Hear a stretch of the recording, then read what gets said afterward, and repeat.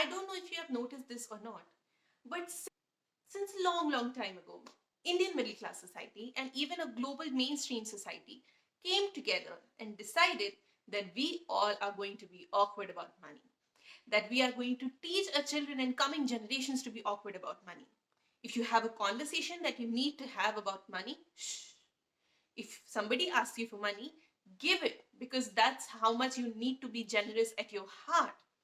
But be very awkward while asking that money back, because it means that you're not kind enough. It means you're not a good person enough. And also, conversations about money, out of the question. And because of all of that, personal loans, let me correct myself. Unpaid personal loans, the amount of it is huge among a lot of families.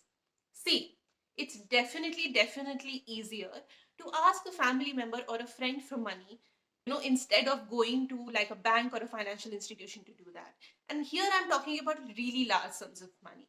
But even the smaller sums of money, people find it quite comfortable for asking their friends and family members to, for example, ask them so that they can pay their share of a dinner, or they can pay for their movie ticket or something like that.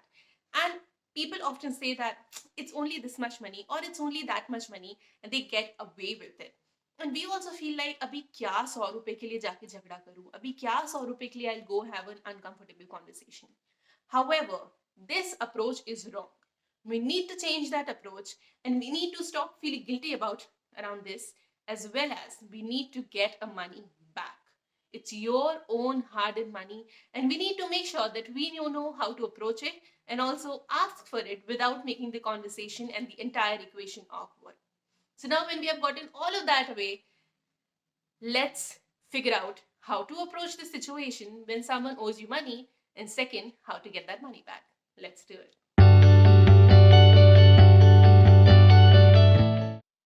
Okay, first, before you approach someone to get your money back, you need to understand three principles. Very cardinal, very important, all right? Number one, you don't have to feel guilty about the fact that you need your money back. It's okay if you lent someone money. It's fine. You did it out of the goodness of your heart. You wanted to help out somebody that you love and somebody that you know in any capacity who are in need. Fine, completely okay. But to get that money back is your right. And you do not have to be feeling guilty about the fact that you want to exercise your right. That's not how rights work. Second, you don't have to dread an awkward conversation. A conversation is awkward only when in our mind, or our mind is wired in a way which feels that that particular topic is going to be awkward. If you think that money and personal debts and asking for a asking for a repayment of a personal debt is something that is inherently awkward, you will dread that conversation. But if you look at it in a positive way, that I am just trying to exercise my right and I'm just asking for what is actually owed to me and what should belong to me in the first place, you will not dread that conversation, and you will not avoid it because thinking that it's awkward, because it's not. And last thing that's extremely important, that it is not your responsibility to ask for money back. The ideal situation would have been that that person acknowledges that I need to pay that money back, and that person takes steps to actually pay that money back. See, I think it's a universal rule कि if somebody has borrowed money, repayment of that kind of money or repayment of that kind of loan is that person's responsibility. If you have to watch this video, if you have to take steps to get your money back, those people, they are already in wrong. So if you have to ask for your money, you're already in right. Now, when we have gotten all of that out of the way, let's discuss as to how to get that money back, all right? There are few steps, but first we need to get a basics right. Number one, first understand and assess the situation. And I think you'll be only able to assess that situation based on what kind of equation you have, especially if you know them very well, they are your close friend, family member.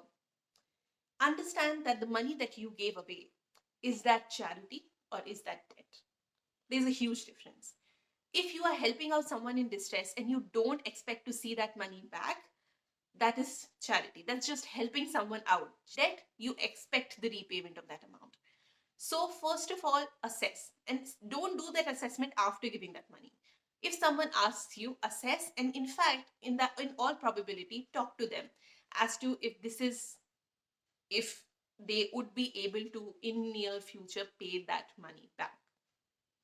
Number two, and this is something again that you need to do before giving out that money. Fix a ceiling amount for yourself personally. Beyond that amount, and it will depend on everyone's financial condition and financial understanding, that how much amount you are comfortable giving out without any documentation and without any formal communication, or above that amount you are not in any capacity to give out money. For me, it's, I think, 20,000, 30,000. 20,000, 30,000 se zyada if somebody wants from me, I would need documentation, or I would probably not give it if I would think that that capacity is quite shady. And I'm only talking in the capacity of debt. If somebody in my life, in my family, is quite in distress and I want to help them out, and if I am in that capacity by the grace of God at that time to help them out, I will help them out and I will forget about that money. But if I want to see the repayment, I think without documentation beyond 20 and 30,000, it would be too much for me, and it would be too much stress for me to keep on, expecting the repayment. And in case that repayment doesn't happen, it will impact my financial condition. So yeah, whatever that ceiling amount is for you, just keep that amount in your head so that next time somebody asks you for money, you can take a decision accordingly. Now, when you have assessed the amount and you have assessed whether it's a charity or a debt, let's talk about how to get that money back, considering you have no documentation and considering you want the repayment. And that has been the understanding from starting. Always, always, always maintain a record of how much you have given to other people. I was a college student. Obviously, I was a college student in law school. And I used to maintain a diary as to how much I have given to anyone. And I would not only maintain a diary of debts, I would maintain a diary of all expenses. Sometimes I would feed it in my phone. So it depends on how you want to approach it. But always keep a record of how much money you've given to people. And not only like debts, as I was saying earlier, if you were covering up for someone, if somebody wants you to like give their share of like an auto ride or of an Uber ride or dinner or a movie ticket or anything of that sort, keep a record of that as well. And with date. Why date? I will explain in the next step. But keep a record, because there are 90% chances are that if you don't ask for your money back, people are either going to forget the fact that you have given them money, or they would be very, very keen to take advantage of the fact that you have forgotten. So be a little bit cynical in that, and you don't have to like demonstrate it, but keep a record for your own sake and for your own financial sanity. Number second, after you've given that money, there could be two scenarios. A, that person would have said to you that I promise that I will give you money in this much amount, in this much time. Or second, they would say something vague like I'll give it back to you soon or something like that, or whenever possible. Now, assess. If somebody has promised you some money, like some time, especially if you guys know each other well and in personal capacity, take that time period and add some reasonable grace period to it. For example, if I have taken some money from you and I have said that I will repay that in 10 days. Now, you have to look at my financial condition, you have to look at how much amount it is and whatever, and just see कि 10 days में कितना grace period जोड़ना है. उन 10 दिनों में तो आप बात ही मत करिए उन पैसों की, क्योंकि वो तो मिनिमम अमाउंट ऑफ पीरियड तो आपको देना ही है. That I have said to you that I will give you money in 10 days. Then add something else. Like if somebody says ki I will repay you in 10 days, and if it's a huge amount, I will actually add 10 more days to it, 20 days. If it's a very huge amount, I will add like 20 days to it. Not something that will make that entire incident and that entire lending borrowing really anxious. So you don't want like it to be like forgotten or something. But yeah, add like a grace period to it, and then after that approach that person and ask for money. This is when somebody has promised you a time period. If somebody has not promised you a time period, again, look at that person's financial condition and look at the amount, and then come up with a reasonable amount of time that they will take to give, that they should ideally take to give you that money back. Now, that time has gone, that time has lapsed. They have not asked you for more time. They have not, approached you on their own and say that maybe I will be paying late.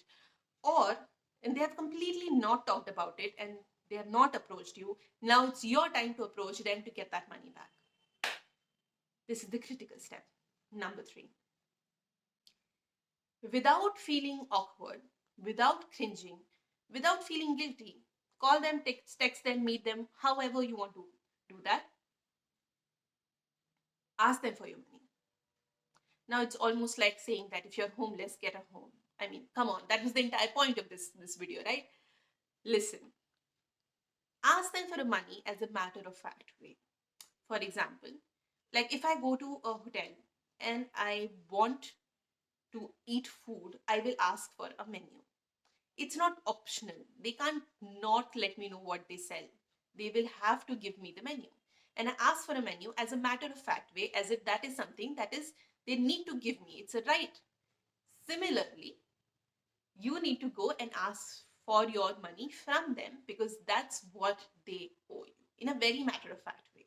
Don't start your conversation saying, actually, remember we went there and I covered for you, or you asked for this amount from me, and then I gave it to you, and you said you'll give it to me in this time, and so much time has passed, so I was just wondering when can you get back to me? No, and oh no, this is a conversation that is doomed to fail. No. Be respectful, be courteous, don't be crass, don't like start abusing them, don't start blaming them. You are not here to play the blame game. It's nothing personal, it's about money.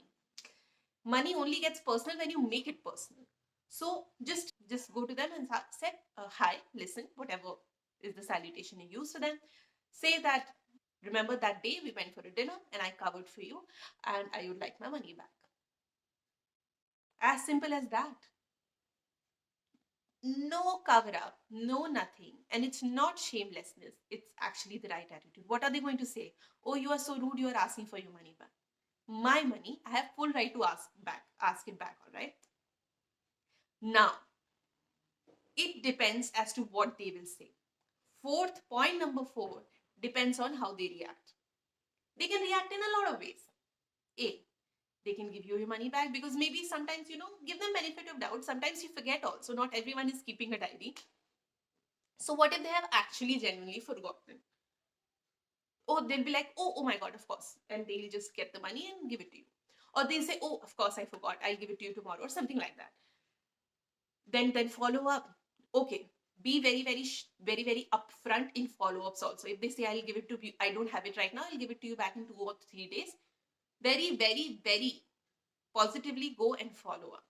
You don't have to feel like I'm embarrassed.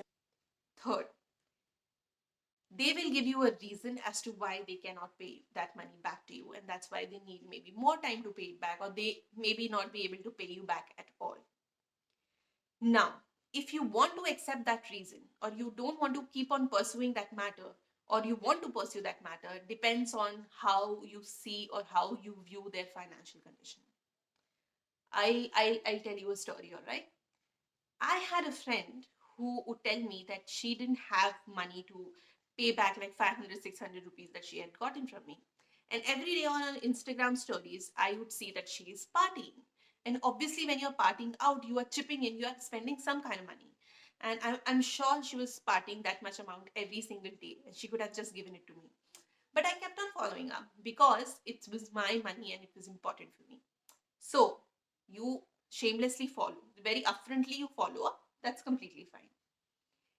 However, tricky point comes when they suggest weird ass payment methods. Sometimes, especially in college, they will suggest payment methods like, this person owes me this much money, so you go to that person and you ask for money. Or sometimes people have actually legitly tried to delay the payment and not pay me back my money by saying that this particular piece of like item, values of that much money as I owe you. This value is 500. Take this. No, I am not here to accept payment in kind. Do not accept these weird ass payment methods that you're not comfortable at. Ask for money upfront and keep following up.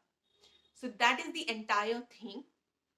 Now, there are some caveats as well. If you see, from my perspective, if you follow these 4 items and have a genuine, like, good, healthy approach towards, you will be able to get your money back. However, things that you need to avoid, and they are: don't be rude in the entire process until it's becoming like really out of hand. You don't really have to make it personal until unless you really have to, or until unless you feel like they're really creating a problem out of it. Don't bring it in every conversation. Don't be petty about it. Like, for example, a friend owes you money. It doesn't mean that that friend has stopped like being your friend. They want you in some other capacity. Be their friend if you want to. So don't get a hurdle that you can't pass through. All right. And of course, do not be petty, as in do not follow up and do not chase people for 5 or 10 rupees. Don't do that. This is a very, very awful habit that a lot of students in college have. Avoid this at all costs. Don't like follow up for like 7 rupees or 6 rupees or something like that. Awful, okay? This just establishes you as petty. This just establishes you as brash. It establishes you as unclassy and not cool. And I would agree with them if they have an opinion like that about you if you do those things. So yeah, be very pragmatic about it, be very cool about it. And yes, doing all of this will help you get that money back. Do not be irresponsible about your money. Losing money to personal debts is actually a very irresponsible attitude towards your own hard-earned, hard-gained money that you should not have. Get that money back and also save your relationships. I hope you liked today's episode. So, with all positivity, start calling up your friends and like, share, and subscribe. I will see you guys in my next one.